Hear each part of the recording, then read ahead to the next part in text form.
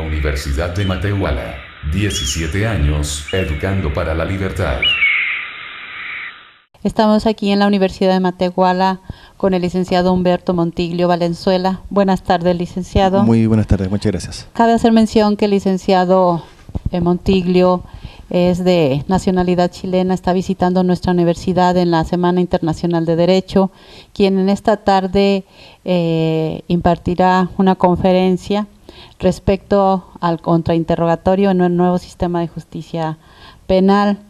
Es muy importante para nosotros que esté usted con nosotros, una persona de su envergadura, toda vez que pues es una persona preparada precisamente en el tema que hoy se verá en la conferencia. Tiene certificación internacional sobre litigio de oralidad, ¿verdad? Así es. Ok, su tema es el contrainterrogatorio. Sí, Dentro del nuevo sistema de justicia penal que entrará en vigencia, particularmente aquí en la ciudad de Matehuala en el mes de septiembre, es toda una incertidumbre al respecto. Los litigantes, creo que en esta área es donde más duda hay en el desempeño de ello, puesto que las técnicas de litigación oral es un perfil importantísimo del abogado. Este perfil, licenciado, ¿qué implica para el abogado tanto el abogado que hace 20 años egresó de una facultad y el abogado que hoy egresa con las nuevas materias que conllevan el conocimiento?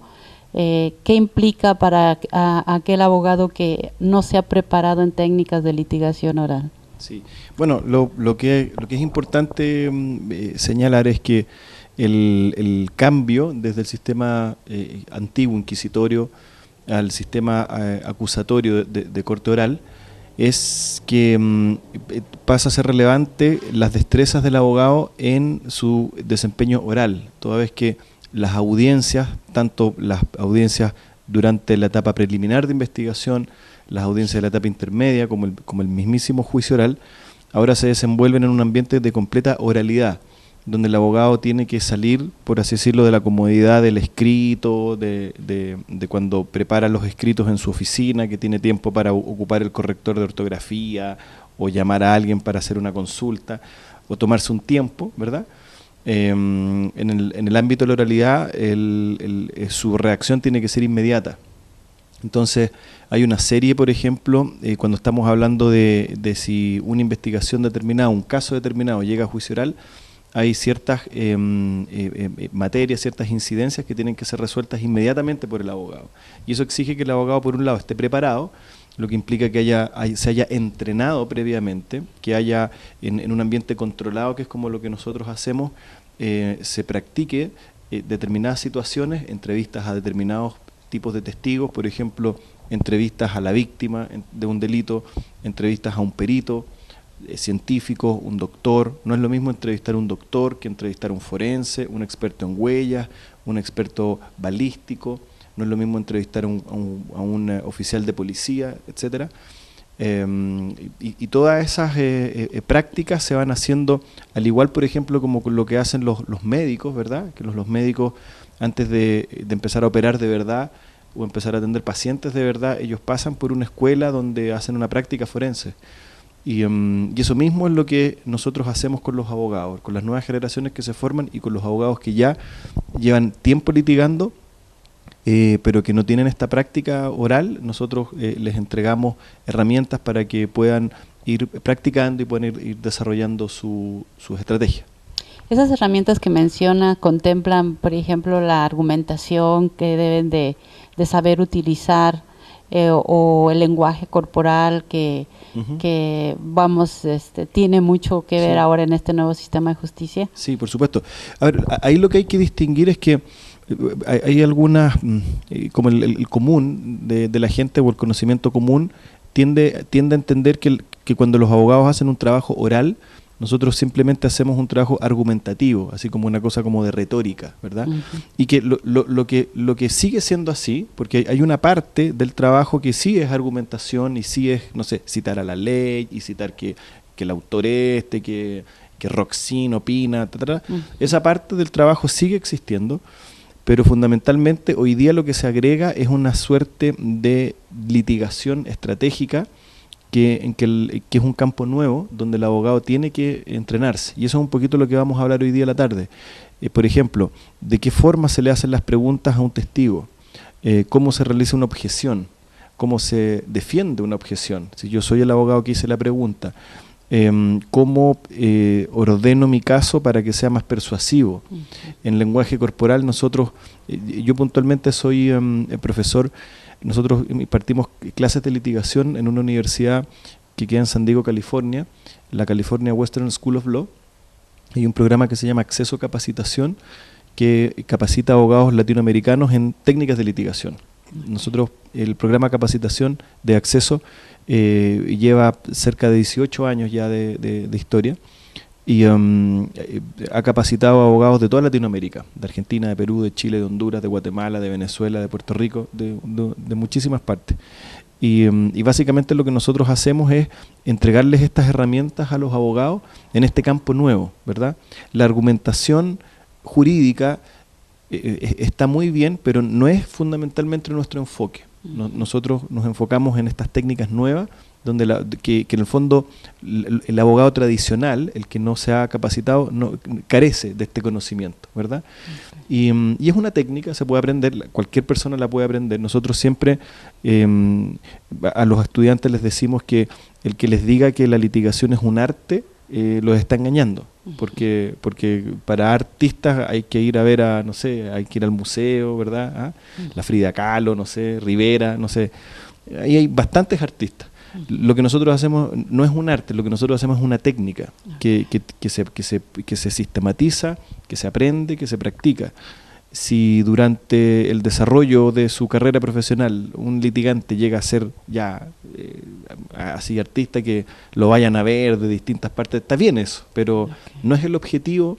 Nuestro objetivo es hacer un trabajo serio, un trabajo que le sirva a la gente. En definitiva, lo que nosotros estamos haciendo, si por ejemplo nosotros nos desarrollamos o nuestro campo de trabajo es ser ministerios públicos, fiscales, nuestra misión es poder defender los intereses de las personas, y si hay algún delito, algún crimen, poder llevarlo al tribunal, que se conozca, que se juzgue, y si la persona es culpable, que reciba la condena apropiada.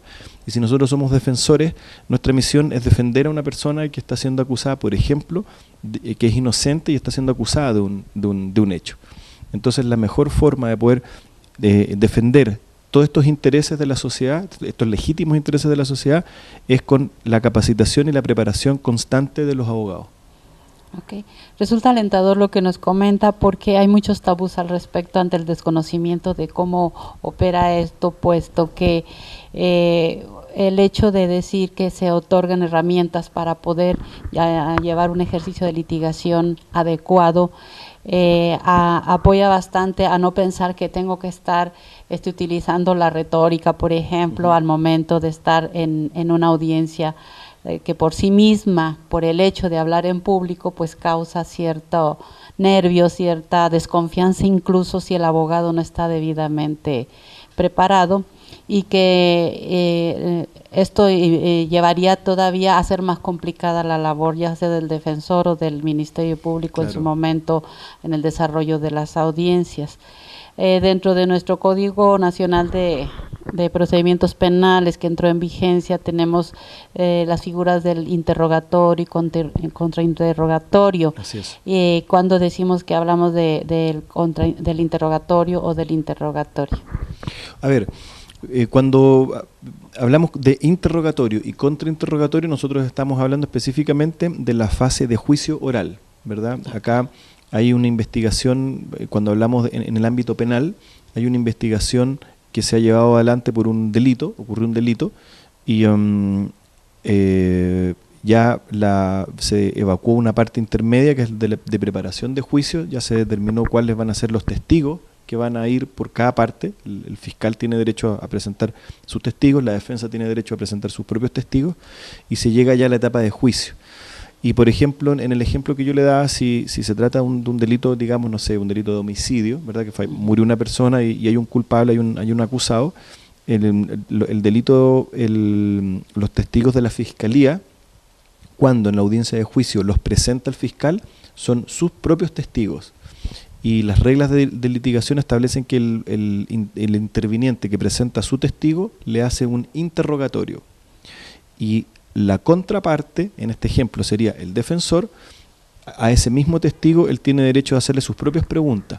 Y cuando la contraparte, en este caso el defensor, le hace sus propias preguntas, eso se llama el contrainterrogatorio. Y las diferencias básicas son que la persona que presenta a su testigo tiene que hacerle preguntas básicamente abiertas, ¿verdad? Que una pregunta abierta es aquella pregunta que no sugiere la respuesta, ¿verdad?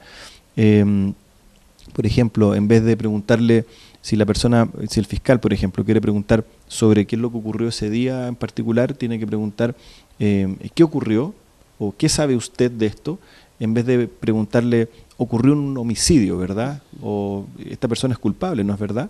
Porque esas son preguntas que sugieren la respuesta, ¿verdad? No es el testigo el que está dando la respuesta, sino que es la persona que la pregunta. Entonces, y ahí obviamente también se generan lo que yo le mencionaba, las objeciones. Es decir, si el fiscal, que es el que presenta a su testigo, hace una pregunta indebida, le da derecho a la contraparte, en este caso al defensor, para que objete y evite que esa pregunta se haga, y el juez va a tener que pedirle reformule su pregunta porque usted violó una norma de litigación, ¿verdad? Y por el contrario, cuando es, por ejemplo, el defensor el que le está haciendo las preguntas al testigo contrario, ahí sí que las preguntas pueden ser sugestivas, porque el objetivo de la pregunta sugestiva es hacer un control de la información que el testigo ya entregó, ¿verdad? A diferencia de el que presenta a su testigo, que está sacando información toda nueva. Entonces es el testigo el que tiene que hablar y no el abogado. Esa es un poquito básicamente bien resumida las diferencias. Okay. Dentro de este inter en el que se da el interrogatorio y contrainterrogatorio, la función del juez en su momento o del tribunal de enjuiciamiento es mantenerse, en una escucha nada más sin intervenir al momento o puede intervenir. Claro, no, bueno, eso precisamente el factor de novedad que tiene la oralidad y el sistema acusatorio es que en el fondo también recibe el apellido de adversarial, porque precisamente es eso, son dos partes que se encuentran y que traen una suerte de litigio entre ellos, ¿verdad? Y el que dirime, así como el árbitro, no sé, como ¿cómo le llaman ustedes en boxeo? El referee, claro. Tiene que ser de referee, ¿verdad? El referee en el box no se pone guantes y se da de trompada con los que están ahí, no, aparte que lo matan, ¿verdad? Entonces es muy similar a lo que ocurre en litigación. El juez tiene que estar escuchando, tiene que estar atento, pero él no participa, no interviene. A menos que, por ejemplo, lo que yo le decía, se trae una objeción, entonces ahí sí se llama al juez a que participe y que resuelva. Pero básicamente el juez, en el ejemplo de las objeciones, él se limita a decir, le acojo su objeción, reformule su pregunta, o bien no le acojo la objeción, mantenga la pregunta, ¿verdad? Básicamente es eso. Ahora, el nuevo código de procedimiento, de procesal penal mexicano, incorpora un elemento que en distintos otros códigos a nivel estatal ya existía, que es la posibilidad de que el juez haga sus propias preguntas, ¿verdad? Pero eso se establece, el juez tiene esa posibilidad una vez que han terminado las preguntas del abogado que presenta a su testigo, como del abogado que realiza el contrainterrogatorio, ¿verdad? Pero siempre hay limitaciones. En el fondo, las preguntas que el juez puede hacer son preguntas de interpretación, ¿verdad? Puede pedir que, por ejemplo, haya un punto en la respuesta que le merezca duda. Entonces, el juez puede pedir que le aclaren, que le interpreten o que completen cierta información. Por regla general, el juez no debiera preguntar nuevos hechos. Es decir, por regla general, el juez no puede sacar nueva información a un testigo, ¿verdad? Su función debiese ser solo de de control, de interpretación de lo que el testigo ya respondió, ¿verdad? Y obviamente una de las cosas que nosotros siempre tratamos de traspasarle a los litigantes es que tiene que existir un control cruzado. Es decir, si el interviniente, ¿cuál es el principio? La persona que formula una pregunta pasa a ocupar el rol de interviniente, lo quiera o no lo quiera. Y por lo tanto el juez, cuando decide hacer una pregunta, está asumiendo el rol de un interviniente. Entonces, lo que nosotros sostenemos, aunque el código no lo diga, es que si el juez hace una pregunta indebida y que viola las normas de la litigación, cualquiera de las otras dos partes puede objetarlo. Objeción, la pregunta que el tribunal realiza viola. Ahora, en Chile yo le puedo asegurar que los jueces se molestan cuando uno les hace eso.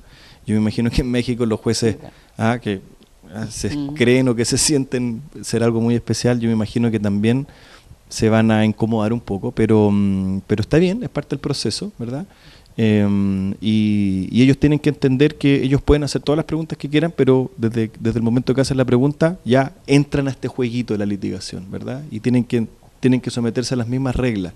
Ahora, es bien divertido porque el mismo juez que hace la pregunta tiene que resolver la objeción. O sea, lo más probable es que va a decir no al lugar porque es mi pregunta. Pero eso es necesario que el litigante lo haga, porque en el evento que el juez no acoja la objeción, porque es su pregunta, le da derecho al litigante para poder fundar con posterioridad, por ejemplo, un recurso de nulidad. ¿Verdad? Porque ese juez, al hacer una pregunta indebida y después resolver esa objeción y volver a pasar por encima de las normas, ya generó un vicio de nulidad que el Tribunal Superior lo va a revisar. Entonces, ¿cuál es la idea? Si imaginemos, ojalá que no ocurra, ¿verdad? Pero si hay un juez que constantemente incurre en esas situaciones y los litigantes le hacen todo ese jueguito y lo llevan a nulidad y le viven anulando sus sentencias, necesariamente tiene que ocurrir un cambio, ¿verdad? Los jueces superiores lo van a llamar, le van a decir, venga para acá, siéntese, hay algo que está funcionando mal, ¿verdad? Entonces, en definitiva, el sistema, lo bueno que tiene todos estos nuevos mecanismos de control que hacen que todo sea muchísimo más transparente. Al final es que la información con la cual se condena o se absuelve a una persona sea de calidad. Ese es todo el sentido. Si bien se ha dicho que la entrada en vigencia de este nuevo sistema de justicia no garantiza que baje el índice delictivo, no garantiza que el índice de criminalidad varíe, pero sí garantiza que haya mayor transparencia en el procedimiento penal. Sí. Entonces yo creo que eso ayuda a tener confianza. Se ha perdido mucha confianza en las instituciones, sí, en las autoridades. ¿Usted cree que esto va a contribuir a que la conciencia, la confianza se restituya en las autoridades o los operadores del nuevo sistema de justicia? Y que bueno, yo personalmente soy un convencido que acá tiene que existir un cambio cultural. Es decir, la gente tiene que conocer de qué se trata este cambio, se tiene que difundir y a nivel, no sé, desde dueñas de casa, desde de doctores, profesores, obreros, todo el mundo tiene que conocer este cambio. Y al mismo tiempo también tiene un papel muy importante los medios, la prensa, ¿verdad? Porque en definitiva, lo que yo le digo, ¿cómo se informa un obrero que trabaja, no sé, pasa su vida trabajando todo el día y llega a su casa cansado? La forma de conocer lo que está ocurriendo, él prende la televisión y ve las noticias. Entonces, que es la información que la prensa le transmite, que los medios le transmiten.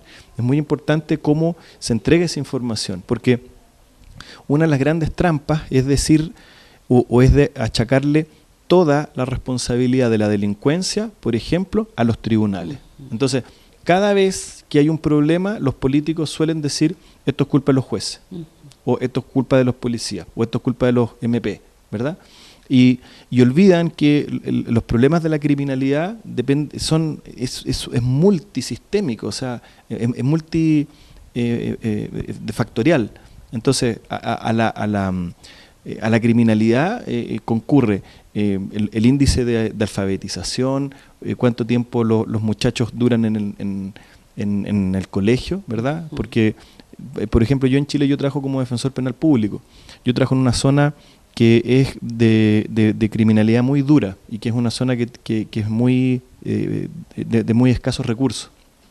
Entonces, nosotros tenemos en mi zona una relación que es absolutamente marcada y estadística, que a menos escolaridad hay más delincuencia.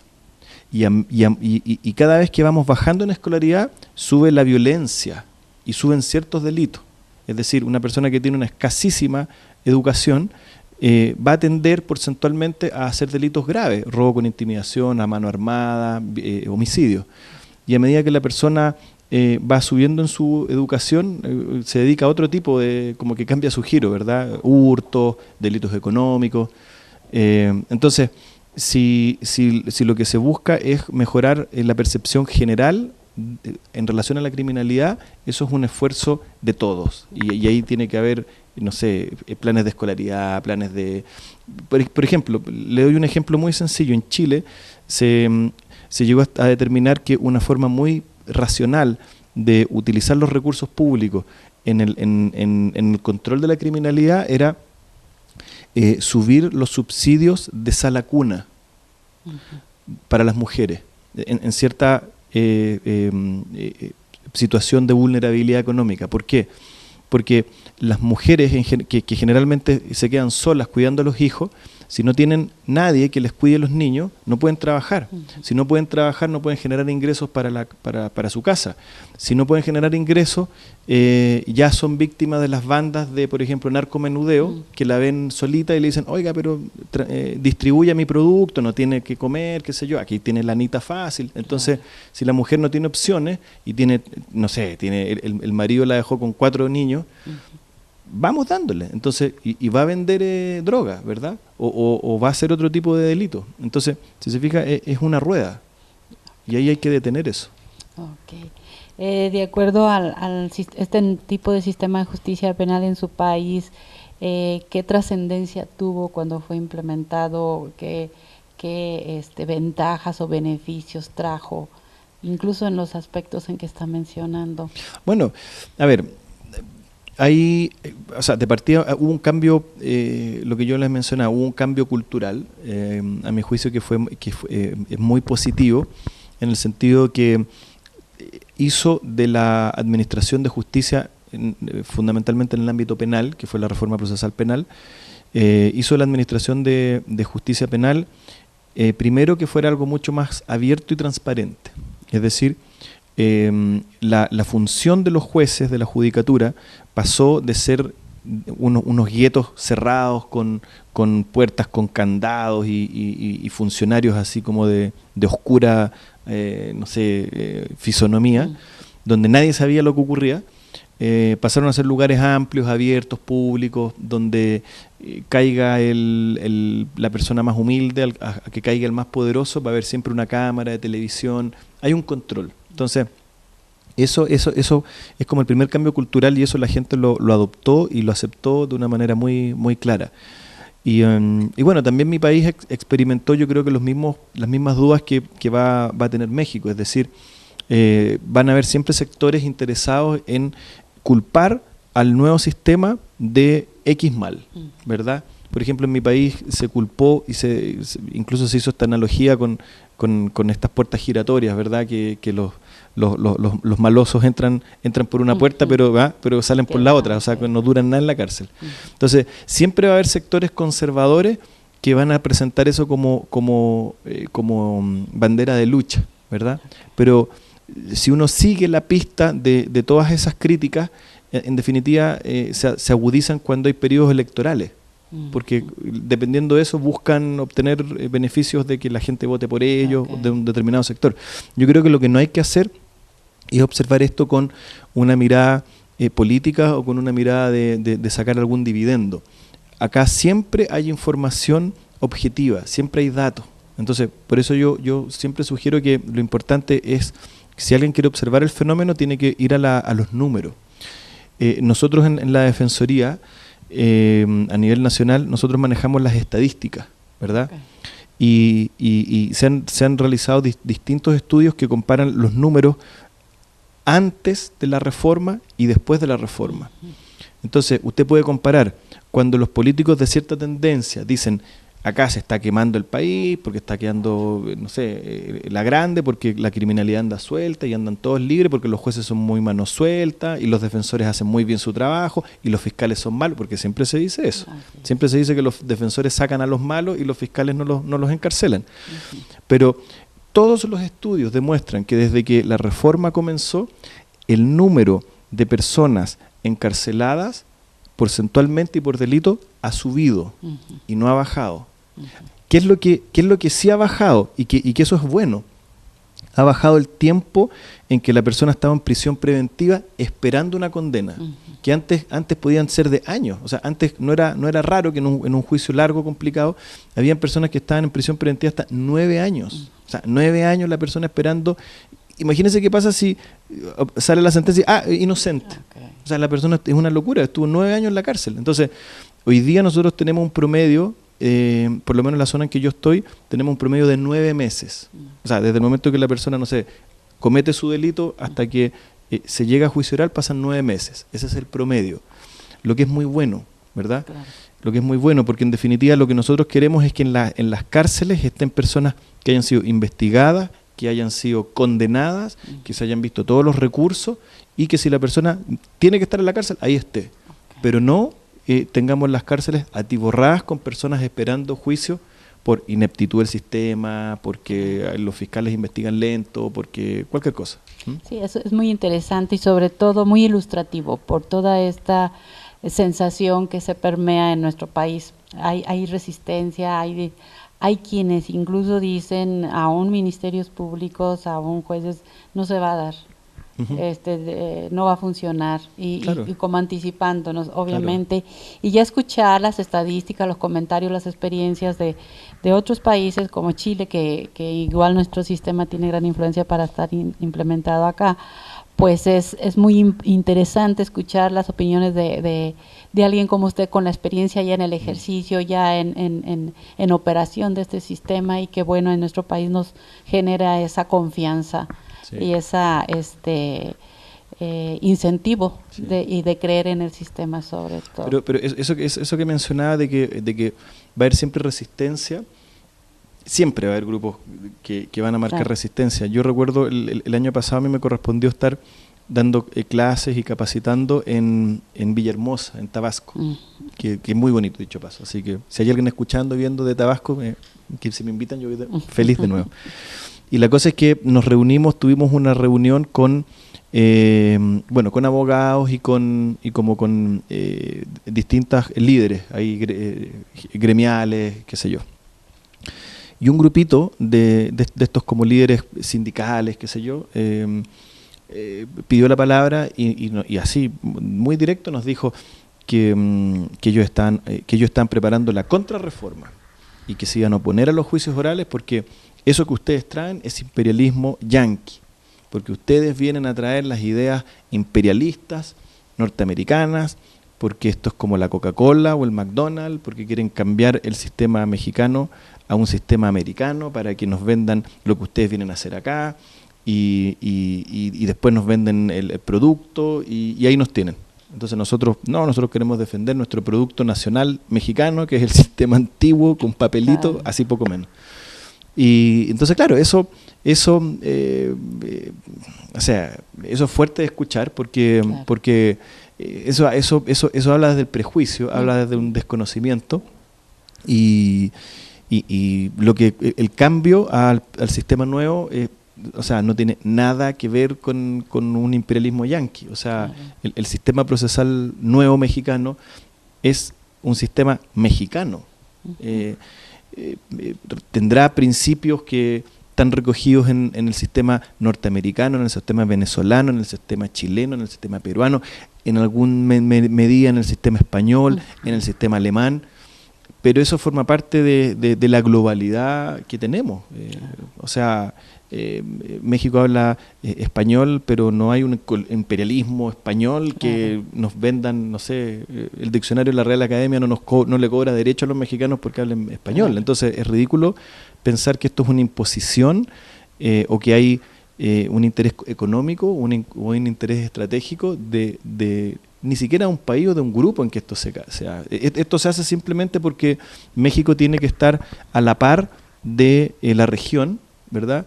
México es uno de los, o sea, si lo pensamos, México es la democracia más grande a nivel latinoamericano, es la más grande, la más importante, es la que tiene bajo su responsabilidad la mayor cantidad de personas, la mayor cantidad de recursos económicos, llámelo como quiera. Y México no puede estar ajeno a este sistema, a este cambio, ¿verdad?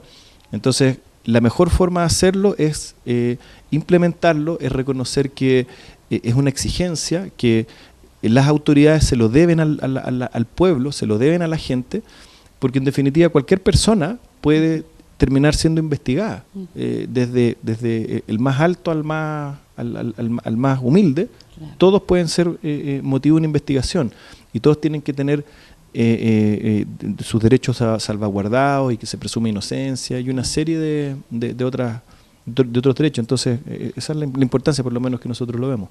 Okay. Muy interesante todo lo que nos dice el licenciado Humberto. Y podríamos pasar toda la tarde dialogando, porque es un tema muy... Faltaría eso sí, una botanita aquí, algo para que no... Así es. Y sobre todo es un tema bastante interesante, bastante profundo, que pues yo creo en una charla como esta no se puede agotar. Sin embargo, bueno, pues tenemos el honor de tenerlo hoy por la tarde, entonces pues para... Y los que quieran seguir profundizando en esto, a la tarde vamos a estar en el 14, ¿cómo se llama? ¿Dónde vamos a estar? En Real de 14. En Real de 14, así que el que quiera seguir profundizando esto, así es, nos reunimos. En Real de 14 esta noche, para quien quiera conocer más al licenciado Humberto. Es para nosotros un honor el que usted esté con nosotros. Nos enriquece mucho su conocimiento, también su bondad de compartir con nosotros sus conocimientos.